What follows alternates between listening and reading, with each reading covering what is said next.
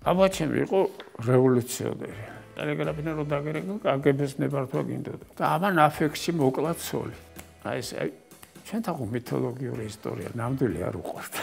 ცოტა გადავდი ვარ ხოლმე, არა უშავს. კინო რუსთაველთან მქონდა ხოლმე სტრელკარა.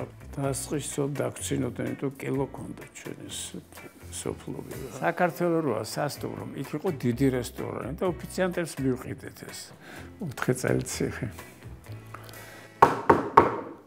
თავისუფალი აზროვნება და თავისუფალი სიტყვა არსებობს მხოლოდ თავისუფალ საზოგადოებაში. 1000 თუ ისება ქრება. კაი, ცუდი ყველაფერი ქრება.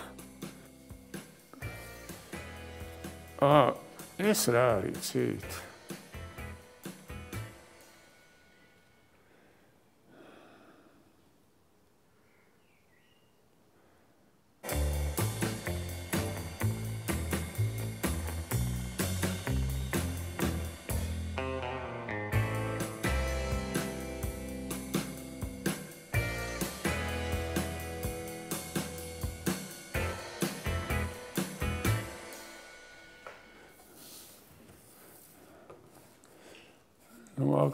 მე და ჩემი ძმა ვართ, ახლა ტყუპები ვიყავით, აქ მიწერილია ვინ არის, რომ ვერ გვარჩევდნენ რა. ბავშვობაში ერთ თამაში ქონდა, დივანის ქვეშ ვიმალებოდი და თავი უნდა მოგვეყო და გამოეცნოთ რომელია, ბებიაჩემს და ბაბუაჩემს. მაგრამ მე ვხედავ დიდ განსხვავებას აქ ახლა. ერთმანეთში ხალხი ვერ გვარჩევდა. ამე ძალიან სარგებლობდით, იმიტომ ჩემი ძმა ძალიან მაგრად სწავლობდა და მე ძალიან ცუდად სწავლობდი და ჩემაგივრად აბარებდა გამოცდებს. იყო რამდენიმე ეგეთი შემთხვევა, საკუთრებით ეს მათემატიკა და ეგეთ რაღაცა იმას ეხერხებოდა, მე ხა წარმეხერხება. ხო და პირველი მოგონება არის აი ბებიაჩემი ექიმი იყო. ჩვენ ომის წინ დავიბადეთ და დუშეთში გავიზარდეთ. იქ იყო სამხედრო ჰოსპიტალი, ძალიან დიდია დაჭრილების და ბებიაჩემი იქ მუშაობდა და ამიტომ იღებდა რაღაც პაიოქს სურსას რაღაცა. იმას შეგვინახა იქ სოფელში, დუშეთში სოფელი არ არის. პატარა ქალაქია, ძალიან ლამაზი. და ერთი პირველი მოგონება აი ბუხარს რო ცეცხლს იმას ფეჩს რო დაანთებდე და რო აგვეცგიდებოდა და სითბო რო იქნებოდა, ეს არის ჩემი პირველი მოგონება ბავშვობის. მერე უკვე სკოლაში წამოვიდეს ომი გათავდა, მერე სკოლაში რო წავედით, ცოტა ადრე ჩამოგვიყვანეს და დავიწყოთ აი მე-7 ვარსთა იყო, ხა 53 ქვია სკოლა, ძალიან კაი სკოლა იყო. იქ მივუყანეს, იმიტომ რომ იქვე ვცხოვრობდით თარხნიშვილის ქუჩაზე და დასწყის ცოტა დაგცინოდნენ, თუ კილო ქონდა ჩვენ ეს სოფლობი რა.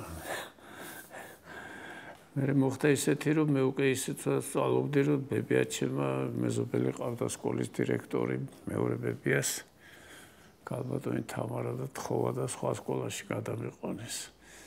რომ დამემთავრებია რა, ეს დიპლომი ხო უნდა აიღო. მე მაინც უფრო ხატვა და ის დავდიოდი პირველ სასახლეში, ძალიან კაი პედაგოგი ყავდა მესხი გვარად და ამ სკოლაში რომელიც გადამიყვანეს იყო რაღაც ძალიან მაღლა ბესიკის ქუჩის თავზე და იქ სიარულის თავი მესად ქონდა და კინო რუსთაველთან მქონდა ხოლმე სტრელკა რა, მთელი ჩემი ძმაკაცები იკრეფებოდი და მაშინ კინოში შევდიოდი, ვიპარებოდი თუფასოდ კინოში. იმ ასაკში აი 14-15 საერთოდ ყველა ბიჭების განსაკუთრებით ძალიან არეულები არიან, ხო? აი მშობლები წუხან ძალიან აი რა ეშველებათ ამათ და შემდეგ და ამასინაც შემა ეს შვილმა მომიტანა წერილი, რომელსაც ბებიაჩემი წერს მას, რომ ძალიან მაწუხებს ამ ბიჭების ამბავიო და რა ეშველებათ და რა გამო ამათგან რომ კაცმა რიცისო და იქნებ მიხედო ცოტა. ესე იგი ბებიაჩემს ძალიან აღელვებდა ჩვენი როგორც უყურეს ახლობლებს ჩვენი მომავალში რა ვიქნებით, იმიტომ რომ ესეთი კონცენტრირებული არაფერზე არ ვიყავით. მე ჩემი ძმა სამედიცინო ექიმობა მომდა და სამედიცინოზე ჩააბარა და გამოვიდა ბრწყინვალე ექიმი, ერთ-ერთი საუკეთესო თავის პროფესიაში მსოფლიოში, ბავშვთა გულის ქირურგიაში მე აკადემიაში ჩავაბარე რამდენჯერმე. მე დაამთავრე ეს აკადემია და მე ჩემი გზა უკვე რაღაცნაირად თეატრში შეუერთა, თეატრში გავატარე ჩემი ცხოვრების დიდი ნაწილი. და მომწ საშუალება რომ ძალიან ბევრი საინტერესო ხალხი გამეცნო, მთელი მსოფლიო მოვიარე, მთელ მსოფლიოში ვარ თითქმის ყველგან ნამუშევარი, სადაც თეატრი არის. ისე ამ ხრივ ბედმა ძალიან გამიღება. მე და ჩემი ძმა ის მოსკოვში წავიდა, იქ იყო ესეთი ქირურგი გამოჩენილი ბურაკოვსკი, რომელიც თბილისელი იყო, პლეხანოველი.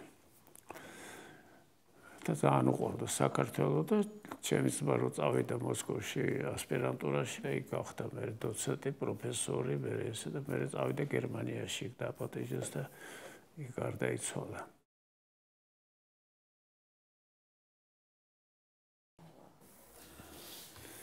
ხო, ეს დედა ჩემია, თინი ერქვა. როგორ გითხრათ, ახლა მე მახსოვს როგორ დედა. ჯერ სწავლობდა კონსერვატორიაში, კაი ხმა ჰქონდა, იმიტომ მამის საოცრად მღეროდა. და მე უკვე გახდა მამა ჩემს რო გავყვაცოლა თუ იმან შეერთო რაღაცა, ეს არქიტექტორი გახდა, მუშაობდა საპროექტოში და ბევრი პროექტია გაკეთებული, მაგრამ ერთადერთი მახსოვს, რომ ჩვენზე ზრუნავდა ყოველთვის და ყოველთვის ნერვიულობდა. ნერვიულობის მომენტი ძალიან დიდი ჰქონდა, იმიტომ ხო გითხარით, რომ ბებია ჩემ არის თუ რა გამოვალ და ეს პირდაპირ ხედავდა ყოველდღე, ესმით რას ვამბობ. ხო და ამიტომ დედა ჩემი ხა გოში წავედი სასწავლოზე, სასწავლოები მოვლელი მაგ გაკეთებული და ყველაფერი და უყურებდნენ, რა ცხოვრება, ამათაც რთული ცხოვრება ჰქონდა. მძიმე ცხოვრება იყო, ხო, ბევრი ნატრობს ამ საავტოკავშირს, აი რატო ნატრობს არ ვიცი. შეიძლება ცეკას ყოფილ მდივანმა ინატროს, მაგრამ ჩვეულებრივი ცხოვრება იყო ძალიან რთული. მართალია რაღაცები იყო უფასო, რაღაც იაფი, მაგრამ ჯამაგირიც არ იყო, რა იყო, არაფერი არ იყო. მაგრამ დაიჩემმა დიდხანს გადლა 91 წლის გარდაიცვალა, უკვე ძალიან ხანში შესული იყო. მე კარგი სმეტი არაფერი მოსაგონარი არა მაქვს. კაცრი იყო? არა. ჩვენს მიმართ არა, მაგრამ ნუ ეხლა ნერვებს უშლიდით ეხლა. ჩემ შვილიშვილს რო უყურებ თომას, ყირაზე გადადის, ერთი წამი არ ჩერდება, ხო? ჩვენ და ორი არ ჩერდებოდით, ერთი წამი და დალაგებულ სახლს წავიდა და სამოვიდო და არეული იყო ყველაფერი. მერე სუქშიოდა.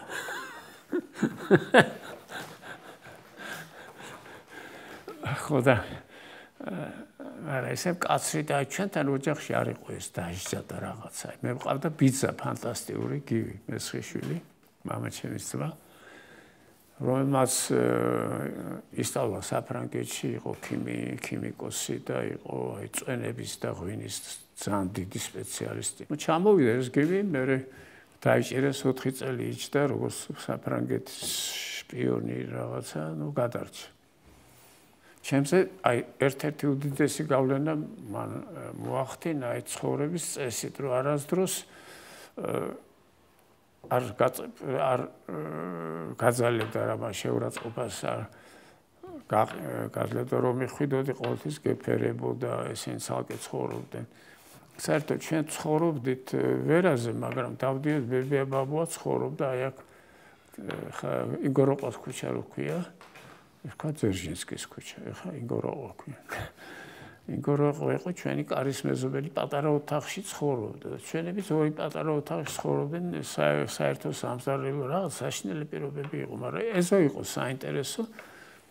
იმიტომ იქ ცხოვრობდა ირაკლი გამრეკელი, იქ იყო ინგლისელების სამხედრო მისია 1821 წელში, იმეზოში ცხოვრობდა თვითონ პავლე კარის მეზობელი იყო, ძალიან მორიდებული ადამიანი, ძალიან პატარა მორიდებული ადამიანი. ესოში ცხოვრობდა ტარავერდიევი, ძალიან ცნობილი კომპოზიტორია, ტარიკას ეძახდნენ და როდესაც მამამისი დაიჭირეს, აი ბანკის მმართველი იყო მამამისი და დაიჭირეს და დახვრიტეს და კონფისკაცია გაუკეთეს და ჩვენთან დადიოდა ბებია ჩემთან, აი მისი შვილის მოგონებები წავიკითხე და არც ვიცოდი რომ ჩვენთან დადიოდა ბებიაჩენთან პიანინოზე სავარჯიშოდ. მე წავიდა ეს მოსკოვში და ძალიან დიდი კომპოზიტორი იყო.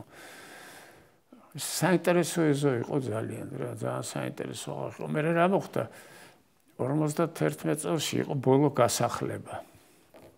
და ნახევარი ეზო გადაასახლეს. უმიზეზოდ, აი რაოდენობით. ის კი არა რომ ეს მტერია რაღაცა. უმიზეზოდ რაოდენობა ჭირდება, ამ ეზოდან უნდა წაიყვანო 20 კაცი და მიყავდეთ ეს ხალხი. საშინელება იყო ეს ცხოვრება. და ბიძაჩემ ამას ყველაფერს გავვლო, ციხეს გავვლო, იმას გავვლო, ყველაფერს და ამის იყო ძალიან უდიდესი სპეციალისტი. გამოდოთ იყო ძალიან მწიგნობარი, განათლებული ადამიანი და ყველაფერი, მაგრამ ეგეც და მამაჩემი ძალიან ადრე გარდაიცვალა რაღაც 63-ის თითქმის რაღაც. მამაჩემი ძიმეავად რო იყო, ბიძაჩემი ისე განიცდიდა, რომ ჯერ ბიძაჩემი გარდაიცვალა. ქუჩაში დაეცა და გავუსკდა მე მამაჩემი. მაგრამ ამ ორ ადამიანმა ძალიან დიდი გავლენა და კიდე ბევრმა სხვა ადამიანმა, ჩემ პედაგოგებმა ძალიან დიდი ზეგავლენა. შეიძლება უბრალო ადამიანი შეხვდეს სოფელში და შენზე მოახდინოს შტაბ-შტილება.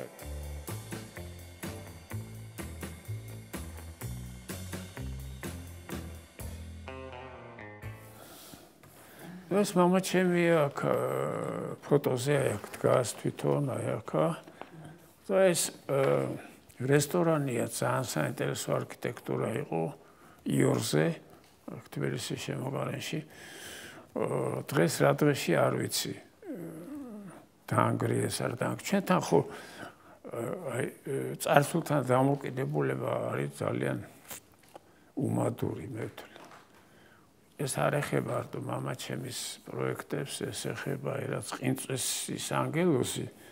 არის უნიკალური ქართულ ფრესკებს შორის, იმიტომ ინსტიტუტის ანგელოზი განსხვავებული სხვა ქართული ფრესკებიდან, რომელიც ძალიან ლამაზი და საინტერესოა, სამგანზომილებაშია დახატული. მე რაღაც ეჭვმეპარება ვინგენიოსმა დახატა, იმიტომ რომ იმ დროს ეგეთი ტრადიცია სამგანზომილების არ იყო. სულ ყველაფრთხილად ესე არიან, ხო ესე. მაგის ქვემოთ თამარ მეფეა, გიორგი და ესე არიან სულ ყველაფერი და ესე იყურებიან. ეს სამგანზომილებაშია. ერთი ფერის მხრივ არის საოცრება ეს ცისფერი, რამდენი ლექსია მიწყდილი პოეტების და შემდეგ და სავალალო მდგომარეობაშია. ეს ძეგლი სავალალო მდგომარეობაშია, ყველა მიცის რაღაც ხდება იქ ქუთაისში ძეგლებზე, ხო? აქაც სავალალო აიღეს და ჩეხური კაფელი დააგეს იატაკზე. არავინ პასუხი არ მოთხოვა. და ამიტომ არ მიგვირს რომ მამაჩემის ძალიან ბევრი ნამუშევარი გამქრალია უკვე. ან დამახინჯებულია, ან ძეგლის სტატუსი არ აქვს, მაგალითად სპორტის სასახლის ძეგლის სტატუსი არ აქვს და აი უნდა გითხრათ რომ სპორტის სასახლის მშენებლობა იყო უდიდესი პრობლემა. იმიტომ რომ მაშინ ეს ეგეთი მოცულობის ობიექტი რო შენდებოდა, ამას აკი განიხილავდნენ პროექტს და დაამტკიცებდნენ ტექნიკურ პარამეტრებს ყველაფერს. მოსკოვი ამტკიცებდა და ეს ღირდა ძალიან ძვირი, იმიტომ მან მოუწიათ რაღაც ხრიკების გაკეთება, რომ ვითომ ამის სპორტის სასახლის ნაწილი მიწის ქვეშ არის, მოკლედ მთელი ის შეატარეს, რა ქვია, და ბოლო-ბოლო აშენდა და ეს გადახურვაც უნიკალურია, კასრაძის გადახურვა, იმიტომ რომ მაშინ ეგეთი რაღაცები არ კეთებოდა, იმიტომ რომ იმ დროს ტექნოლოგია იყო ბევრად სხვა, იყო საბჭოთა ტექნოლოგიები. დღეს რა ჩვენ უყურებთ, რა ცათამჟენებს რო აშენებენ შუშალ რა, მაშინ ეს აფერი არ იყო, ეს ტექნიკური საშუალებები არ იყო ესეთი. როგორც ჩემ დროს მაგალითად უცხოურ საღებავს ვერ შევედი, აი ლე ფრანკი ყველაზე კაი საღებავია, ეს ჩეხური ფანქრები რაღაცები. დღეს თავისუფლად ყველაფერი იშოვება. წყალტუბოში რაც მარტო მამაჩემის სანატორიუმი არა, არამედ ბევრი სხვა სანატორიუმი რაღაც საშინელ დღეშია და ეგ არის უნიკალური პროექტი წყალტო. იცით საიდან არის ეგ პროექტი? სტალინის რაღაც რევმატიზმით რაღაც ჭირდა და მან დაისვენა. უმკურნალეს და ძალიან მოუხდა. და გასცა ბრძანება რომ ყველა რესპუბლიკამ კი არა, ყველა სამინისტრომ ააშენოს თითო სანატორიუმი. იქ ხო არის შეახჭევრების, იმის, რა ქვია, იმისი. ეს დავალება მიეცა ყველა სამინისტროს და ფული არ დაზოგოთ. და საოცარი რაღაც აშენდა, რაღაც მუზეუმია პირდაპირ ეს. ერთ-ერთი არის მამაჩემის იქ პროექტი და ვიყავი ამას წინათ რამდენიმე წლის წინ ეპიდემიამდე წყალტუბოში და ვნახე და გული გაგისკდება რომ ნახოთ ეს რა დღეში ეს იქ მართლა დიდი ფულია დახარჯული მოზაიკები ეს მარმარილო ყველაფერი აბსოლუტურად აი თავისუფალი ბიუჯეტები ჰქონდა. და რაც შეეხება მამაჩემის პროექტებს ერთხელ ძალიან ადრე გარდაიცვალა 63 წლის აფერი არა. მაგრამ მიხარია რომ არ მოესწრო რა დაემართა მაგის იმებს. ერთადერთს რასაც კარგად მოექცენა ეს ტელეგრაფის შენობა, რომელსაც სასტუმროდ აკეთებენ ახლა და მე რაღაც მონაწილეობას ვიღებ მაგაში. სწორი გადაწყვეტილება იყო, რომ ტელეგრაფმა დააკარგა თავის ფუნქცია. მე დღეს გითხარ, ტელეფონში 10-ჯერ მეტი, 100-ჯერ მეტი ინფორმაცია, მათ შემშელს დაურეკა, ტელეგრაფიდან რომ დაგერეკა, კგბ-ს ნებართვა გინდოდა საზღვარგარეთ. და სანს კარგად მოექცენა ამ შენობას და კარგად კეთდება და ამდენი სასტუმროების დაჭირდება ეგ არ ვიცი.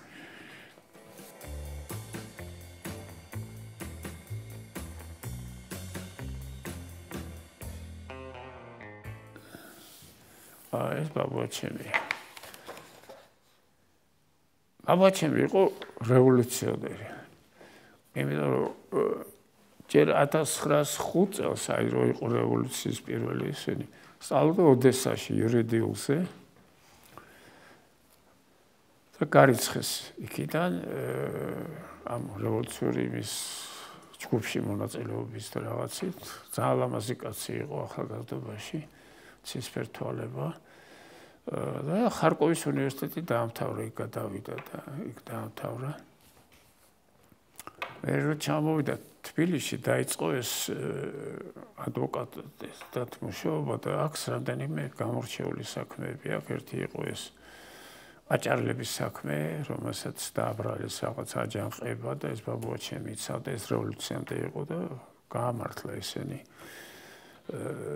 ბაბუაჩემა მე რა ცნობილი გამოსვლა როე ყველა მიცის სტალინის ბათუმში ხო ბაბუაჩემი იყო მისი ოპონენტი იმიტომ რომ ეს იყო ფედერალისტი თვლიდა რომ ფედერალური წყობა უნდა იყოს საქართველოში რაც მე ვთვლი რომ ესეც სწორი იქნებოდა მე როდესაც თავისუფლება მიიღო ეს გახდა 18 წელს იუსტიციის მინისტრად აირჩიეს ამ დროს უკვე ცოლი ყავდა და ორი შვილი ყავდა მამაჩემი და ბიძაჩემი და დიდი მონაწილეობა აქვს ამ თავისუფლების აქტის და საერთოდ კონსტიტუციის იურის მიღებული მისი ხელმოწერა პირველია 21 წელში როცა ორჯონიკიძე შემოვიდა ჩვენ ხო ქართველები გვალატობენ ხო ეგრე არ არის თქვათ მარტო რუსების ბრალი არის წავიდნენ ემიგრაციაში ბათუმიდან წავიდნენ და ბაბუაჩემი ჩავიდა და ბათუმში და ეუბნებოდა რომ მიდიხართ ემიგრაციაში დარჩით შენ ქვეყანაში და ეს არ წავიდა კიდე რამდენიმე არ წავიდა და ამის გამო ბევრი უსიამოვნება ჰქონდა ბინა დააკარგა მე დაიჭირეს ბაქოში იმალებოდა მე ჩამოვიდა მე რაღაცა იქით-აქეთ და გააგრძელა თავისი იურიდიული მუშაობა იყო იმდენად ცნობილი იურისტი იყო რომ მაგას საქმე არ ჰქონდა წარგებული ცხოვრებაში არც ერთი იყო ძალიან ცნობილი საქმე რომელიც შედის იურისტების ისტორიაში იურისტების წიგნშიც არის ეს საქმე სტოლერმანის საქმე ერქვა ამას სტოლერმანი იყო დირიჟორი როდესაც ფალიაშვილმა დაწერა აბესალონდა ეთერი ფალიაშვილი რო კათოლიკი იყო იცოდით არა ქუთაისში არის საოცარი ცოტა გადავდივარ ხოლმე არა უშავს ქუთაისში რო ვიყავი წავედი ებრაელების უბანია და იქ არის კათოლიკების უბანი ძალიან მოვლილია ეს ებრაელების უბანი და ძალიან მოვლილია კათოლიკების და იქ მაგათი კირხას ეკლესიას დგას და იქ არის ამის სახლი ფალიაშვილები ზუბალაშვილები და ძალიან ბევრი ქველმოქმედი ქართველი ხალხი იყვნენ კათოლიკები რატო იცით? იმიტომ შარდენის მოგზაურობა რო წაიკითხოთ, შარდენი რო ჩამოვიდა, მოყვნენ მისიონერები. მაგრამ რიკოთის აქეთ არ გამოუშვეს. და და დასახდნენ ქუთაისში და განათლება ცოდნა ეს თელი უბანი დაარსეს და ძალიან საინტერესო ისტორია, რეალური საქართველოს ისტორია არის ძალიან საინტერესო. მოკლედ ეს ტოლერმანი ეხმარებოდა ზაქარია ფალიაშვილის ორკესტრირებაში. ამისი და რაღაც შეპირებული იყო, რომ იდირიჟორებს აბესალობს და ბოლო წუთში ზაქარიამ იდირიჟორა და ამ სტოლერარის სორმა პარტიტურა ერთადერთი სახში გადაუხია და ამან აფექტში მოკლა ცოლი. ხო, ეს ნობელი ისტორია. ჩვენ თაღო მითოლოგიური ისტორია ნამდვილი არ უყვართ. და ბაბუაჩემი იცავდა და გაამართლა ეს ტოლერმანი, ხო, ცნობილია ეს ტოლერმანის საქმე და ძალიან ბევრი გაზარდა მომავალი ადვოკატები, ახლა თხელ პროკურორებს და ადვოკატებს რო უყურებ, რაღაც ცხენია ბაბუაჩემის ზოგჯერ. მე იყო იცით როგორი კაცი, ძალიან მომთხოვნი იყო ყველა მხრივ. და უყვარდა ნადირობა, ეს ძაღლთან არის სეტერი აქ, ორი ძაღლი ყავდა, ერთი პოინტერი და ყავდა ჯგუფი მეგობრების, რომელიც დადიოდნენ სანადიროდ ერთად. და ეს იყო მისი ერთადერთი შეავუნება. მე პატარა აგარაკი კი არა რაღაც ორი ოთახი ჰქონდათ კიკეთში და იქ არის გადაღებული ეს კიკეთში ეს სურათი. აი ბარგებოდნენ, აი როგორ დადიოდნენ მაშინამ დასასვენებლად ზაფხულში, აი წარმოდგენა არა მაქვს რაღაც ვიღაცის მანქანი, თურმები, თურითი არ ვიცი. და იქ ესვენებდნენ. მე სხვა შორის ცოტა ის არის, რომ აი მამაჩემი და ბიძაჩემი 40 დღის მანძილზე გარდაიცვალენ რა ერთმანეთისგან. და ბებიაჩემი რო გარდაიცვალა, ბაბუაჩემი 40 დღეში გარდაიცვალა. ვერ გაუძლო. თუ გიждდებოდა ბებიაჩემი იყო ძალიან ლამაზი ქალი. ჭყონიას ქალი. ყველაფერი მეშლება. ხო, ეს უკვე ბერია, ხო, კეთუშა. ამისგან შემორჩა ეს გემა ქონდა საოცარი და ჩემ შვილს ააქრეხა. სულ კითხულობდა, სულ, ოჯახსაც სული დამზადებდა ყველაფერი, ხა მამჩემი ცალკე იყო, ბიძაჩემი ცოლი ყავდა უკვე. ხო და ბიბლიოთეკა ქონდა ძალიან დიდი სახლში და ეს მიგვაჩვია წიგნის სიყვარულს ბებიაჩემ, რომ ეს უნდა წაიკითხო, ეს უნდა წაიკითხო. ჟულ ვერნიდან დაწყებული, მერე მოპასანი, მერე ქართული ილია, რაღაც ვაჟა ეს ყველაფერი და რუსული ლიტერატურა. და ეს ორი ადამიანი 40 დღის განმავლობაში, აი ისინი ახალგაზრდები წავიდნენ 80 წელს არ იყვნენ მიღწეული რთული ცხოვრების გამო. ძალიან რთული ცხოვრება ქონდა. საერთოდ ამ თაობას აი ესეთი ინტელიგენტები რო იყვნენ რაღაცები, ძალიან მძიმე ცხოვრება ქონდათ, იმიტომ რომ ამ სისტემას ვერ შეეწყნენ. აი ჩემ ოჯახში მაგალითად პარტიული არავინ არ იყო. აი ეს ორი ადამიანი, ჩემი და ბიძაჩემის მამა, მაგალითია ჩემთვის მაგალითად. ძალიან წლის იყავით თქვენ რომ წავიდნენ? მე ვიყავ ერთი 14 წელი. ანუ კარგად გახსოვთ. კი, სადასარევად მახსოვს. ძალიან კარგად მახსოვს. ერთი ზაფხულში კიკეთში საოცარი საზოგადოება იყო. ძალიან ბევრი საინტერესო ხალხი იკრიბებოდა იქ. და ეს ხალხი ყველა კარგად მახსოვს მე, ძალიან კარგად. არ იყო ღობეები, ახლა ღობეები როა წყნეთში ხო და არ იცი გვერდზე ვინ ცხოვრობს. იქ ღია იყო და ესე დაბოდიალობდნენ და წელსაც იგივე იყო, ბავშვები რო წავიყვანეთ, უცებ შემოვარდებოდა 20 ბავშვი ქვშია.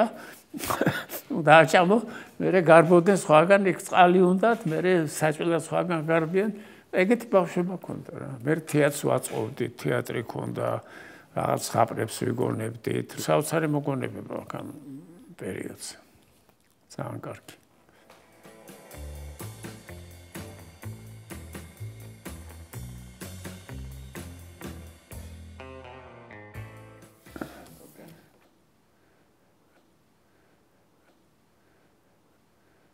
ეს გამოცნობი პერსონაჟია დალი. ბებიაჩემს ყავდა და ძმა. ერთი იყო მარო და ერთი იყო ეს არჩილი, რომელიც წავიდნენ ემიგრაციაში საფრანგეთში. ბებია ჩემი ვერ წავიდა, ბაბუა ჩემი არ წავიდა. და გატარეს ცხოვრება და მიწერ-მოწერა ჰქონდათ რაღაცნაირად და ეს არჩილი იყო რა ქვია მაგას ქართულად არ ვიცი, რაღაც ძალიან სვეტსკი და ელეგანტური და ლამაზი კაცი იყო და შეერთო ცოლად ეს ქალი ელენე რუბინშტეინი, რომელიც ებრაელი იყო და რომელიც იყო მილიონერი საშიდელი და კოსმეტიკური ფირმა, რომელიც დღეს არსებობს და ისა და საოცრად ცხოვრობდნენ ესენი.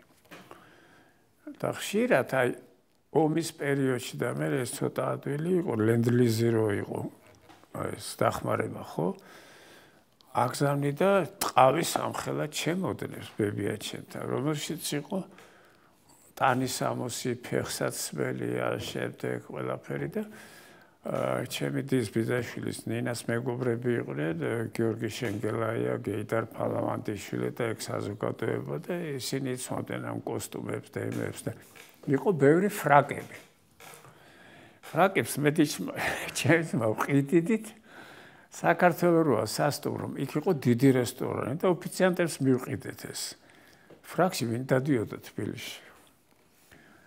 ხო და ამან ძალიან კაი ცხოვრება გაატანა, არაშოურად ცხოვრობდნენ და მეგობრობდნენ ჰოლივუდში, აი თელ დიდ ვარსკვლავებთან, სტუმრიანობა ჰქონდათ, აწყობდნენ აი ქართულ რუსულ იმებს, აი აღდგომას, ახალ წელს ეს პოვრები ყავდათ, ბზარეულები და შემდეგ ფოტოებიც არის შემორჩენილი და უამრავი ესენი ყავდა და აი მეგობრობდნენ დალისთან, სალვადორ დალისთან და სალვადორ დალიმ დახატა ეს აი ამან დაუხატა თუ სად მოუძებნა აგერ გურის მთებია და აცვია ეს გურული კოსტუმი მე ნიუ-იორკში რო ვიყავი აი წამოსვლის წინ ამის ცოლის კოლექციას გამოფენა იყო, წავედი, მე ვფიქრე ეს იქ იქნება პორტრეტი, მაგრამ პორტრეტი არ იყო, იქ უფრო იყო სამკაულები და რაღაცები და ესეთი რამე. ესეც ადრე გარდაიცვალა და ბებია ჩემის მარო ლამაზი ქალი იყო ისიც. პარიზში ცხოვრობდა და მუშაობდა შანელთან. ნუ აი გარ ჩვენი კავშირები ეს იყო, აი ბიძა ჩემი რო წავიდა საფრანგეთში, ეს დაეხმარა ძალიან ფინანსურად.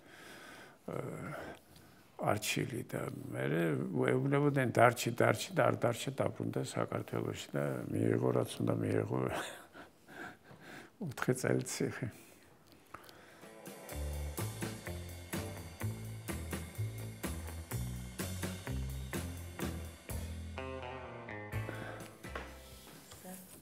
ეს ჩემი უღლია ბაკა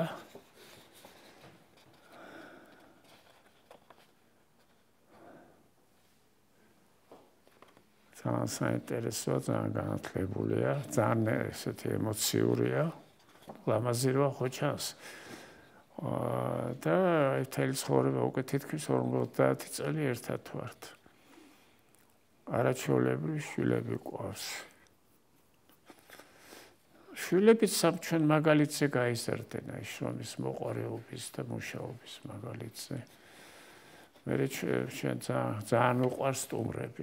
ორი ბედნიერი ოჯახის რა არისო ეს რეცეპტიო და როცა ორივე განსხვავებულია. ჩემს უყვარს საზოგადოება, მეგობრებზე გიждდება, განიცდის ყველას აბავს. მე უფრო მიყვარს მარტო ყოფნა. ნუ ეს ჩემ პროფესიიდან გამომდინარე.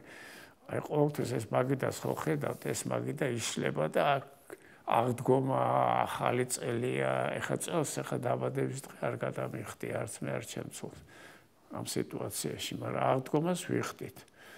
იმიტომ რომ ჩამოდიან შვილიშვილები, ნაცები რაღაცა და ყოველთვის დიდი ძალიან კარგი ისა გვაქვს. მაგარი მზარეულია, კაი გემოვნება აქვს. ზოგჯერ ნერვებს უშლით ერთმანეთს. მე ბედნიერი ვარ, რომ ეგეთი მეუღლე მყავს. მე საერთო ინტერესებია ხელოვნება, თეატრი, რაღაცა ერთი გემოვნება გვაქვს და ერთი მიდგომა გვაქვს ყველაფრისთვის. ძალიან ვაფასებთ ჩვენ მეგობრებს, ძალიან არ გიყვარს, როცა ვიღაც ღალატობს, რაღაც არასწორად მოიქცევა და ამ შემდეგ. მაგრამ პრინციპში ხელს ერთმანეთს არ უშლით რა, მე ჩემ საქმეში და ეს თავის ცხოვრებაში. ამ ხრივ აი რო გითხრათ, რომ არის სამაგალითო ბედნიერი წყვილი ვართ რა.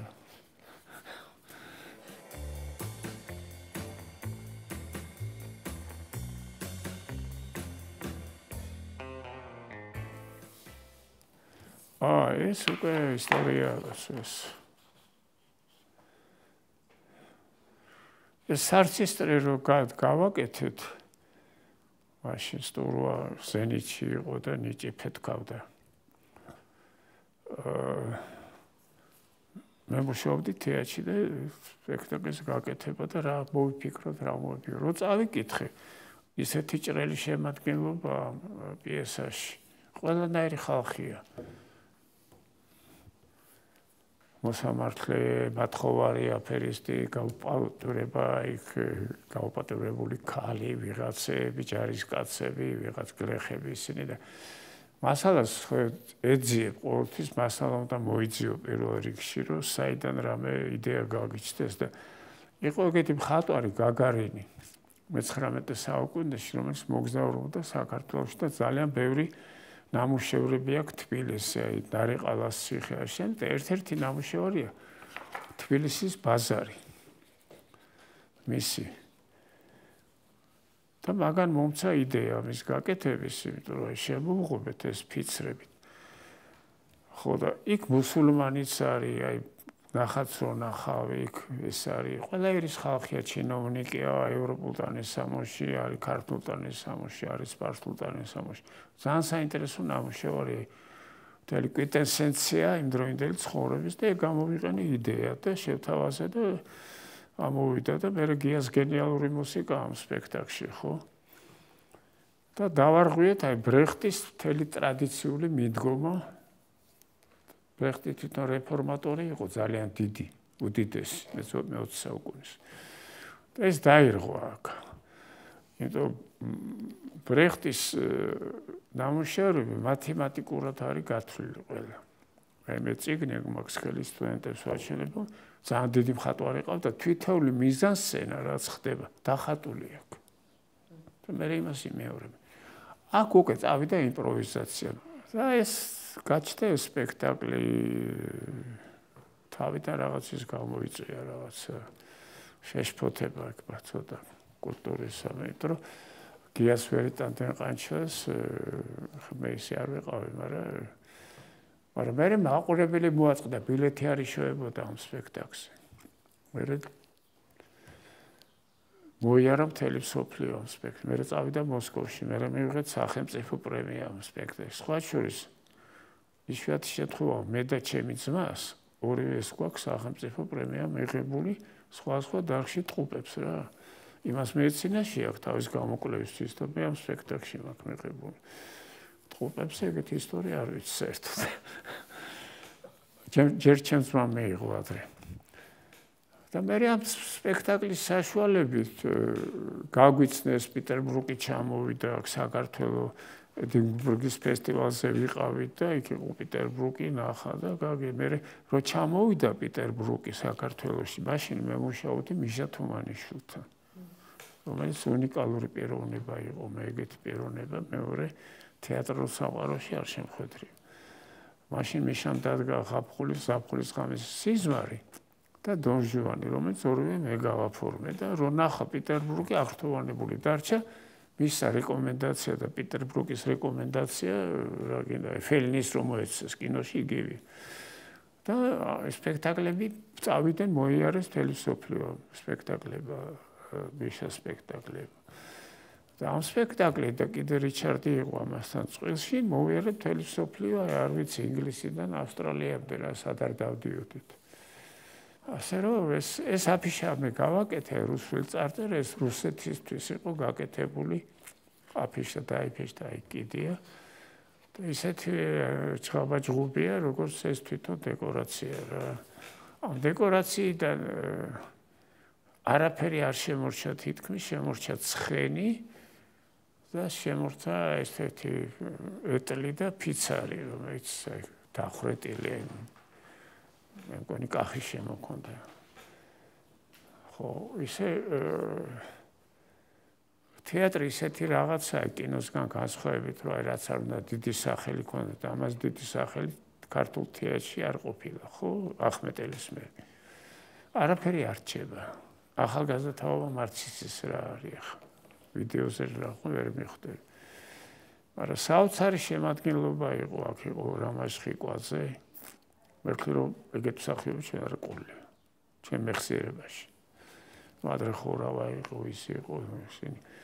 ესეთი არ ყოლია, ერთი ფანტასტიკური რა არის, ცისფერი გმირი იყო რეჭინაში, ლეილაბაშიძესთან და არაფერი არ იყო, ეგეთი ბევრი იყო, ლამაზი ბიჭი იყო. სამწლამდე ქართული არ იცოდა რამასმა. იმიტომ მამამისი გრიგოლი პეტერბურგში დისერტაციაზე მუსიკამცოდნე იყო და ესეც გაიზარდა და რუსული იცოდა. ხო და საოცარი იმპროვიზაციის ნიჭი ჰქონდა და საოცარად აი ეს ზოგი სტუდენტია რომ უხსნა და უხსნა და უხსნა. ზოგია რომ ერთ სიტყვი იმწუთი იჭერს. ეს ესეთი იყო. რამაზი მე საოცარი იუმორი ჰქონდა. ეს ყველაფერი გამოიყენა ამ როლში. რაღაც საოცარად შექმნა ეს როლი. თუ მაგას მიყავს. მე თამაშობდა კახი, თამაშობდა ეს იყო დიდი მსახიობები იყვნენ ამ სპექტაკლში. მოკლედ ამ სპექტაკლმა გაგვიხსნა გზა ჩვენ და თეატრს საერთოდ და თაობები გაიზარდნენ ამ სპექტაკლში. 40 წელი გავიდა რა ეს სპექტაკლი. არც აღნიშნეს, არც არაფერი იუბილე გადაუხადეს, არაფერი.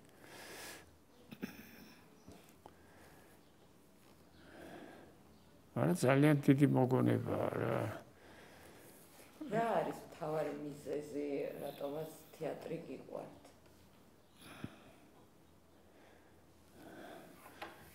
გაჩნია რომელი თეატრი მიყვარს. საერთოდ როგორც ხელოვნების დარგი. იცით, თეატრში მარტო ვერაფერს ვერ გააკეთებ, როგორც კინოში. უნდა იყოს რეჟისორი, უნდა იყოს ხატვარი, უნდა იყოს კომპოზიტორი და უნდა იყოს ბრწყინვალე მსახიობი და პიესა და ხედვა საერთო. საერთო ხედვა თუ არ არის, არ გამოდის. და ამ პერიოდში თეატრში მოხდა რომ ვიყავით მე, მირიან შველძე მხატვარი, გარდაიცვალა საწყალი, გია ყანჩელი, სტურუა და ეს ეპოქა შეიქმნა ამით, ხო? ეს ეპოქა იყო. ეს ეპოქა დამთავრდა ახლა. ახლა თეატრი ჩემთვის დიდი ინტერესს არ წარმოადგენს. მე ვეუბნები სტუდენტებს, რომ ახალგაზრდებმა უნდა იმუშაონ ახალგაზრდებთან. ჩვენ ახალგაზრდები ვიყავით. თუ სხვაობა იყო ჩვენ შორის რაღაც ასაკობრივი, მაგრამ პრინციპში ვიყავით ერთ თაობის ხალხი. როგორც ოპერაში ჯანოსთან მუშაობ.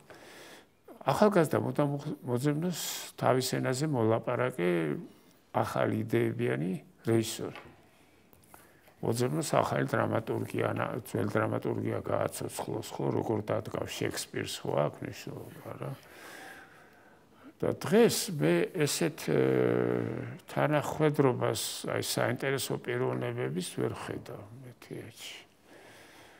რო გითხათ მაინც და მაინც, აი ბევრამე აი პატიჟემი ხომ ჩემი ყოფილი სტუდენტები ხედავ, რაღაც საინტერესო ელემენტები არის, მაგრამ მთლიანობაში ესეთი ახლის აფეთქება ჯერ არ მომხდარა თეატრში. რომ მერე თავისუფლება. დღეს ძალიან გაუჭირდებათ რამე ახლის შექმნა. იმიტომ თუ არ ხარ თავისუფალი და არ ამბობ იმას, რასაც შენ ფიქრობ, ახალს ვერ შექმნ. გამორიცხული.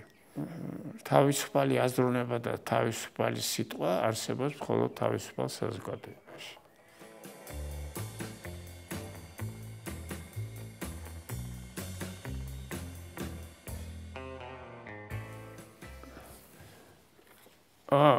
ეს რა არის, იცით?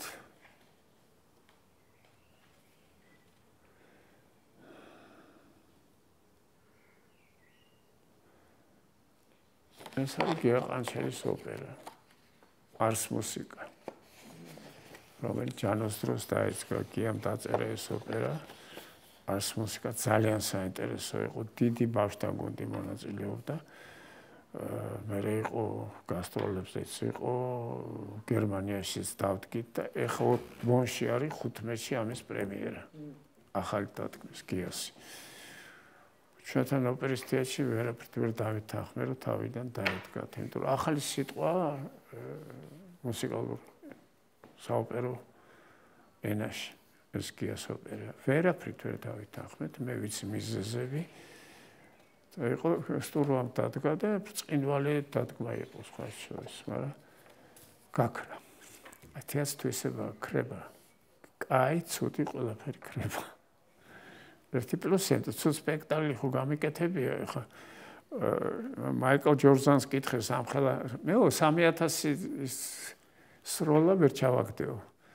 რაღაც 500 თამაში წავაგეო და ეს ხანერად არ ხდებაო, თეატრში ეგრეა. შედევრები გამოდის, რა ვიცი, იშვიათად.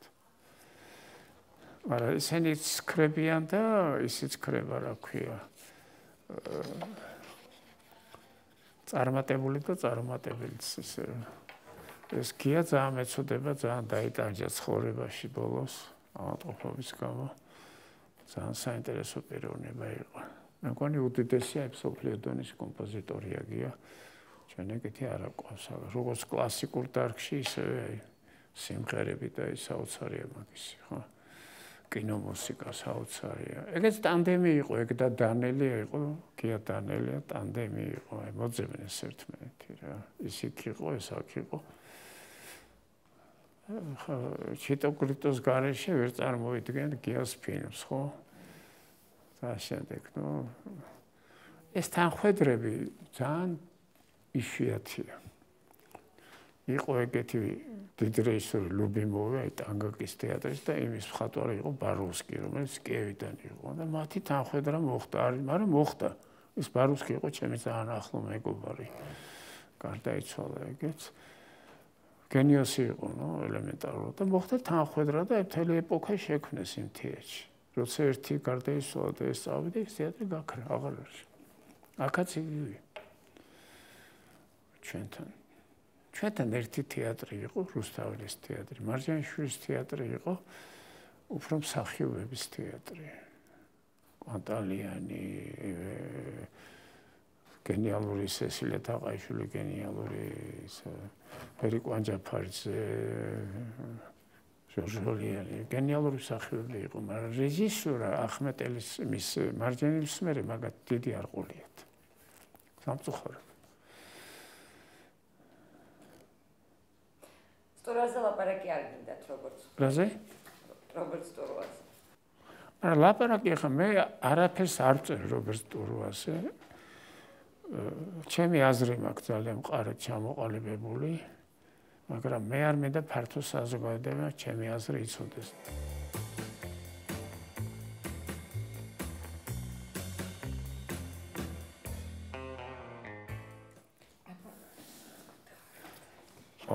ეს საკე ისტორია რაჯანოვი.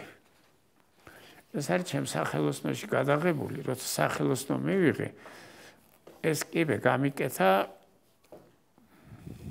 ჩვენ თეატრში მუშაობდა ერთი არაჩვეულებრივი კაცი ვერნიცკი და კიბე არ ქონდა რომ მეორე სართულზე არ ვიყავი და ეს კიბე უფასოდ გამიკეთა და ამიყენა. აი მოაჯერიც არ არის, ხედავთ, ეხა არის მოაჯერი.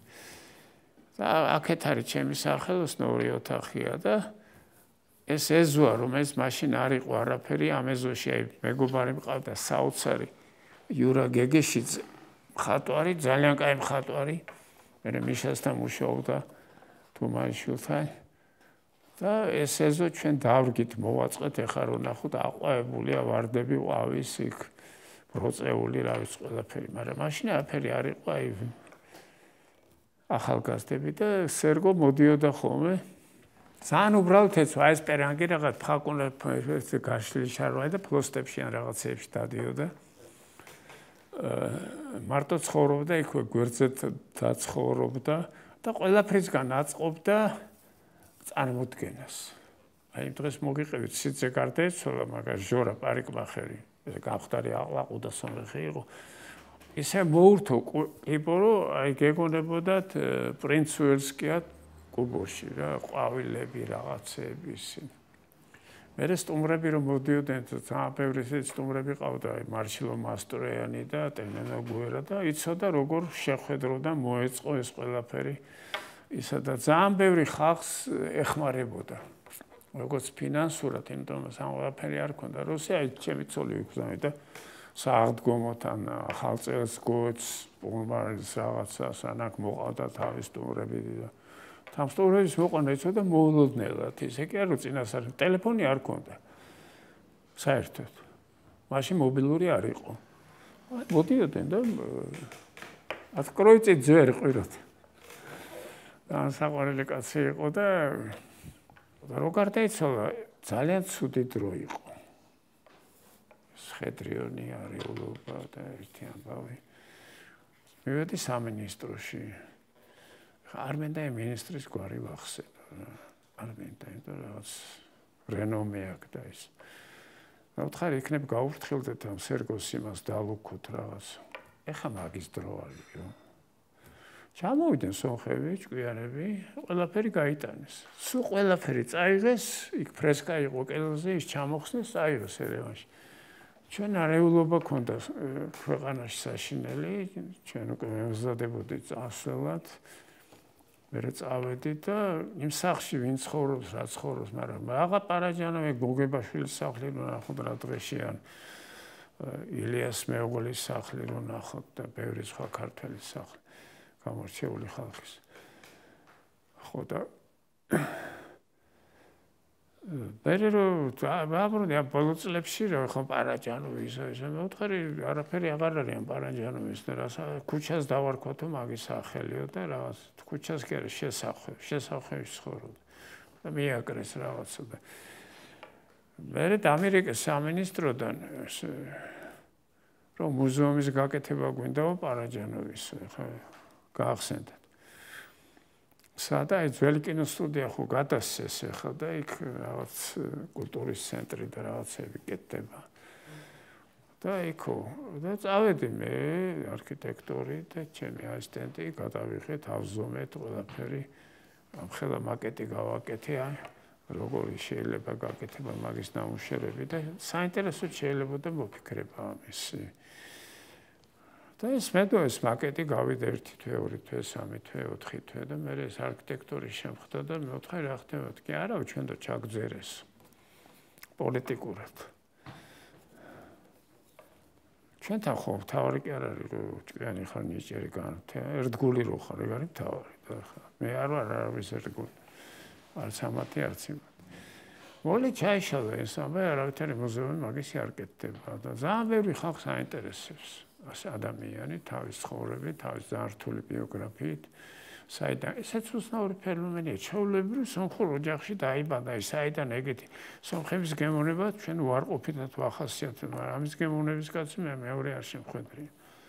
საოცარი იყო, მე სუბუქად ექცეოდა თავის თავს. ასოქი ხო რო განიცდის და ეს არ გამომივიდა და ეს ამისთვის ეს იყო თამაში, ეს თამაში იყო ხელოვნება, ეს თამაში იყო რეალური ცხოვრება მაგის. აი ეს ეპიზოდი მოგიყევი ჩემ ცოლმა იყიდა სპარსული ხალათი იყო სპარსული ძველებური ძალიან რომ ნახა ჭკუიდან გადაერია მომეციო არა ამან მოთხოვე მე ჩვენ გვინდა და ეს ფანჯრები ღია იყო ზაფხულში ეს რკინები არ იყო მაშინ და შემოფრინდა რაღაც ერთი ამ ხელა ხალიჩა მეორე რაღაც სული მტვერი რაღაცა გავიხედე სერგოდგას და 5 ბიჭი ისვრის ამ ხალი რა იყო მეთქი და მინავი ნახალატი ძახის მის სამარა ეს ხალათი ამბობენ იმ ხალათში დაასაფლავეს მე არ ვიყავი აქ ჩემი ცოლი იყო გასვენებაში ერევანში ისე ტიროდა რომ ეგონათ ნაცსავი რა და ეს თამაში ძალიან გვაკლია მე მაკლია და მაგას ჩვენ ხელოვნებას აკლია და საზოგადოებას იმიტომ რომ ეს თამაში დამახასიათებელია დიდი ხელოვნებისთვის აი ფელინი რო აიღოთ და მის ფილმებს გადახედოთ გონიათ რომ სხვადასხვა რვანახევარი და ლასტრადა კაბირის ღამე გეგონება სხვადასხვა ადამიანის გადაღებულია ხო ეს არის თამაში ეს არის ცხოვრების ცოდნა ცხოვრების სიყვარული და გამოკვეთა იმ მომენტების რომელიც შენ გინდა რომ ხალხს დაანახო კონდა ეს მე არაჩვეულებრივად იცოდა ხელოვნება არაჩვეულებრივად გაქრა ეს ქალაქის ერთ-ერთი ყველაზე დამახასიათებელი პერსონაჟი. ყავდა ჩვენ ესეთები, ეთიმ გურჯი ვიღაცები, გრიშაშვილის წიგნი რო წაიკითხო, ბევრი იყო ეგეთი ხალხი. ამაზე იმდენი ისტორია დარჩა, რომელიც დღემდე ვერ გავიგე, რომელია მართალი და რომელია გამოგონილი. ბევრი მითოლოგია იგონებენ. აი მე ვიცნობ ხალხს, ვინც საერთოდ არ იცნობდა, იგონებს რაღაც ისტორიებს სერგოზე. ეგრე იყო, ბევრი იბრალებს, რა ქვია, ანა კალანდაძის მეგობრობას, გალაქტიონთან ახლოყობა. გალაქტიონი მახსოვს სხვათა შორის ცოცხალი. გალაქტიონს ხო ძალიან უჭირდა. წერილებიც არის, რომ პალტო არ მაქვს, ფეხსმელი არ მაქვს ისა და ჩვენთან სკოლაში იყო დარბაზი ქვემოთ ეშვდევაშტაში, სადაც პატიჟებდნენ ისეთ ცნობილ ხალხს, რა პოეტებს, მწერლებს და ბავშვებს უკითხავდნენ. ერთ დღეს გალაქტიონი იყო დაპატიჟი, ფულს უხდიდნენ რაღაც თანხას, დირექტორს ჰქონდა რაღაცა და იყო გალაქტიონი და მახსოვს როგორ იდგა და კითხულობდა ლექსებს. ეს კარგად მახსოვს. ერთხელ ყავს ნანახი აი ესე ცოცხლად რა. მეთქმა რაღაც მისცეს, რა ვიცი, ხო თორე ამ ხელა კაცი ესე სკოლაში არ უნდა გამოდიოდეს სადღაც სასარდაფში, ხო? ეგრე ტრაგიკული პიროვნება იყო, გადახდა ფანჯრიდან. იმიტომ რომ მაგას აძალებდნენ, რომ პასტერნაკის სტერილზე ხელი მოეწერა, აი ნობელის პრემია რომ მიიღო, რომ დაეგმოთ პასტერნაკი და არ მოაწერა ხელი, არაფრით არ მოაწერა. გადახდა ფანჯრიდან აქ ლეჩკომისიაში.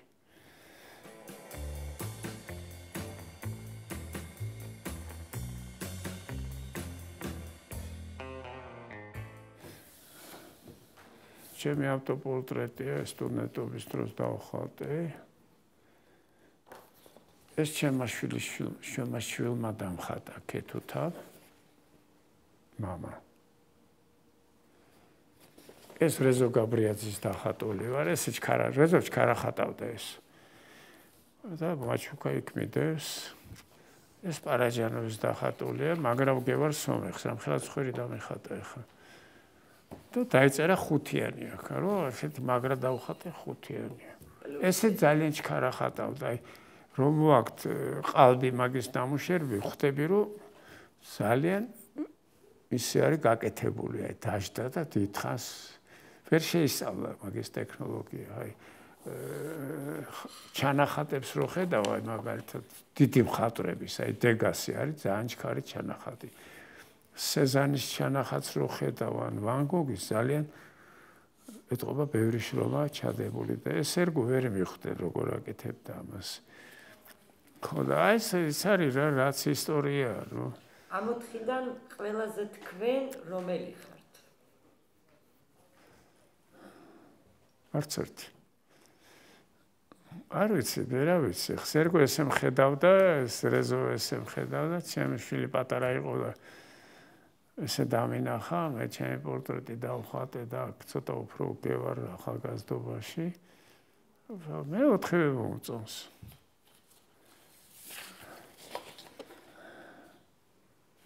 ეს მარტო პორტრეტები არ არის ხალხის მოგონება. ეგ არის რომ მე უკვე მასაკში ვარ, რომ ბევრი ხალხი აღარ არის გაქრა.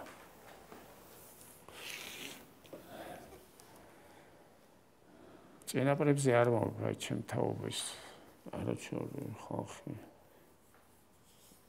ხშირად გეფიქრებათ სიკვდილზე?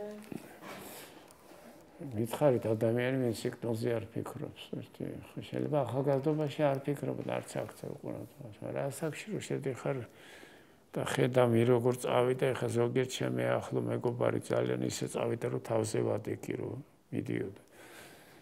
საშნელი გაცდა. არა, მაინც და მაინც არ ფიქრობ, იმიტომ რომ რაღაც კიდე მინდა რაღაც გავაკეთო და ვასწავლო და ეს კაი ახალგაზრდობა მოდის და არ არის ეგ ჩემი საქმე. მე მგონი იქით როგორ წარმოგიდგენიათ? თუ წარმოგიდგენიათ, რა თქმა რა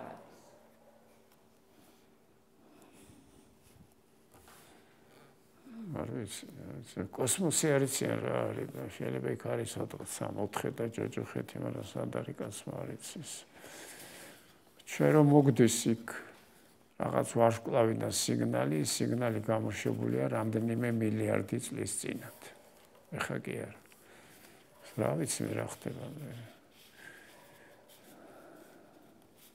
მაშინ რა გინდათ რო იყოს ყველა იყოს ბედნიერი თუ არიან იყო ბედნიერი ნახონ თავის მეგობრები ვინც უყვართ ვინც ენატრებათ წინაპრები რა ვიცი